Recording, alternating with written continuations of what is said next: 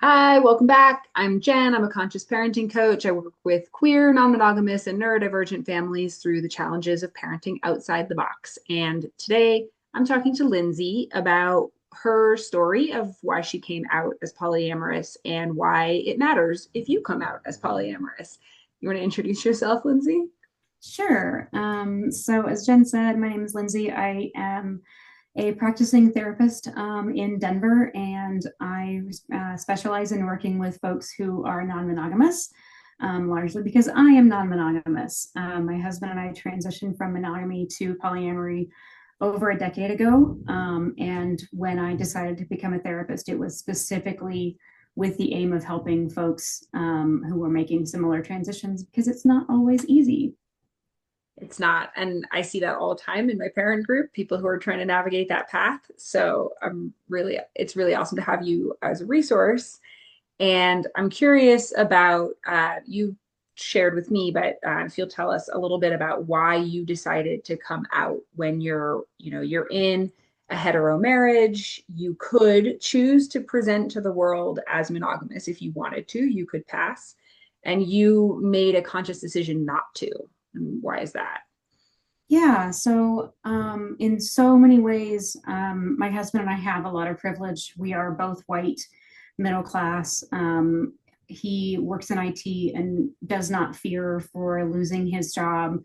I don't have to fear for losing my job. We don't have kids, so it's not anything, it's nothing that somebody can hold against me in terms of custody agreements, things like that. And it just occurred to me that um, by being sort of in the closet, I was in some respects not contributing to the stigma, but certainly not helping to reduce the stigma. And because I don't have a lot of other like intersectional identities, I'm in a position to be out and for it to be a little less dangerous. And the more of us that are out, the less dangerous it becomes. So I made a decision about 5 years ago to be very out about it. And so far that's gone well for me. But again, I'm very privileged. I live in Denver where it is largely a liberal city. I have a large community of accepting folks around me. But this is my way of sort of lending my privilege to those who might not have it, and to hopefully, we'll have a more accepting world as we go forward. Due to the more of us that are out, the harder it is to stigmatize that relationship style. So, Yeah, absolutely. And to bring some nuance to this, as you noted, there are people for a lot of reasons who don't have an option or where the choice to be out is a lot more fraught with right. with danger and fear and what will happen. And I hear that all the time in my parent group from people who are opening up a monogamous relationship, especially a heterosexual monogamous relationship, where facing the decision of whether or not to be out about being non-monogamous is really the first time in their lives that they're facing what it would be like to have a marginalized identity and how that might impact their lives. And for some of them, the right choice is to stay in the closet.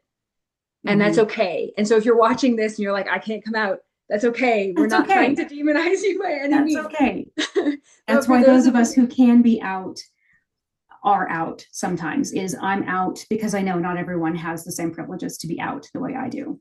yeah, and that leads down the road to a future in which there are legal protections that make it more possible for more people to come out, Yeah. or there's just less stigma, so more people have more support around them, so it's easier to come out. Mm-hmm. And in the long run, the people who are able to make the brave choice to come out now contribute to other people being able to come out later. Yeah, Yeah. absolutely. Yeah. And then there's sort of another piece to this, which is there are the people who can be out publicly. And then there are the people who, whether or not they're out publicly, are feeling like I'm the only one. I I am this, you know, am I crazy for doing this thing? Mm-hmm. And Mm-hmm. and yeah, so let's talk a little bit about that side of it, because when you're out publicly, it becomes really easy to find the other people who are doing the same thing and connect with them. and Mhm. have those circles of support. But if you're not able to be out publicly, that doesn't mean you don't need people who get it. Yes, yeah, absolutely. My husband and I transitioned in about 2011. So the wealth of books that we have now were not out then. And it was really isolating. And it really caused me to question, like, what on earth are we doing here? Is this just the worst idea ever? And it was really, really hard to go through that, being so alone. And so, for me, being out means that sometimes people will sort of whisper to me, like, I have questions for you. I'm like, great. That's, like I'm here as a resource for you, to learn what you want to learn, without necessarily also having to be out. So I feel like it is really important to give people sort of another view of what it is like to be non-monogamous. And we don't have a lot of non-monogamous relationship models. And that's another reason I wanted to be out, is for people who are like, do I want to do this? And if I do, what do I want it to look like? It's incredibly helpful to have other people and other models to look at, and to be able to say, okay, I do want that, but maybe not quite that way. It's throwing the rule book out the window can be really liberating, but then you got to write your own, and that's really challenging. Yeah, it is. And I hear there that like seeking resources, and you are a resource, especially for people who are trying to open up a monogamous relationship and navigate all of the things that have been internalized, and all of the skills that we have to learn in order to be in non-monogamy and be healthy, regardless of how many people that's with, but especially when there's a lot of established relationship history with someone. And then I have a group for non-monogamous parents that's free. We meet twice a month.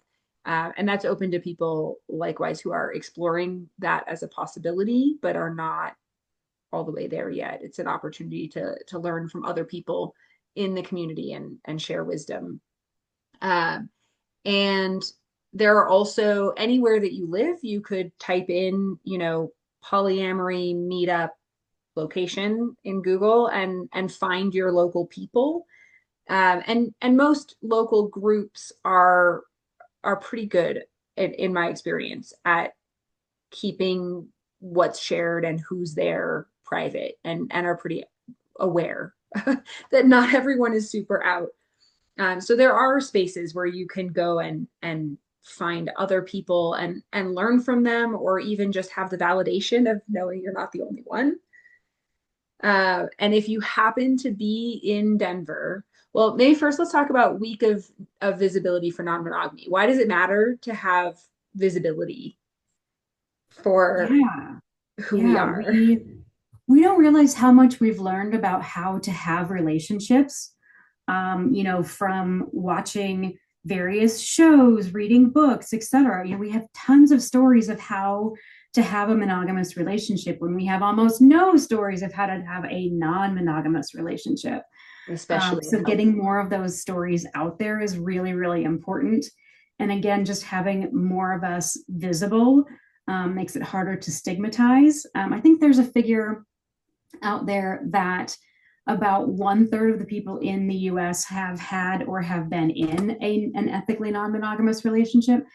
That's as many people as have cats. So it's actually very common.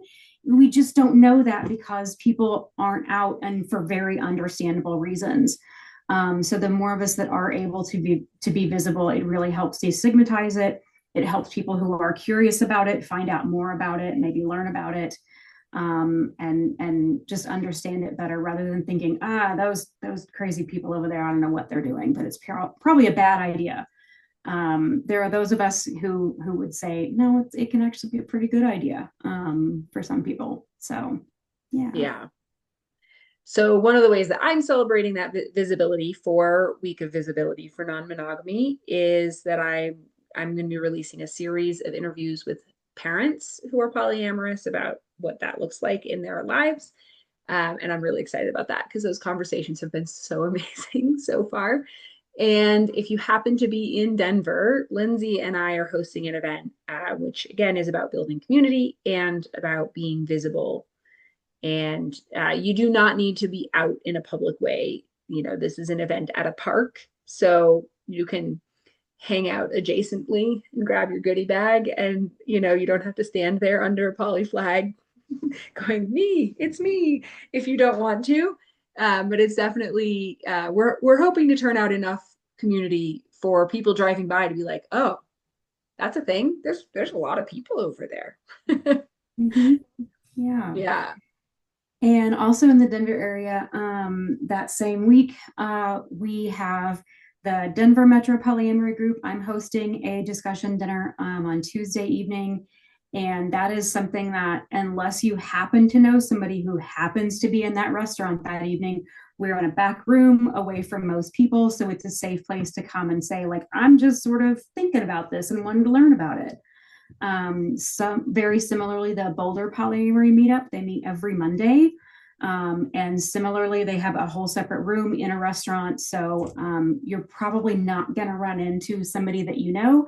And it's a way to just sort of, sit, listen to the discussion that happens around different people, and how they deal with some of the challenges that can be presented by non-monogamy. So there are lots of events that you can attend and learn a little bit more about non-monogamy without necessarily having to out yourself. Yeah, we'll have links to all of those in the description, as well as how you can get in touch directly with Lindsay if you'd like help with your relationship, and my parent group if you are a parent or considering being a parent and you'd like to connect with others in that space as well. So we look forward to seeing you on the next video.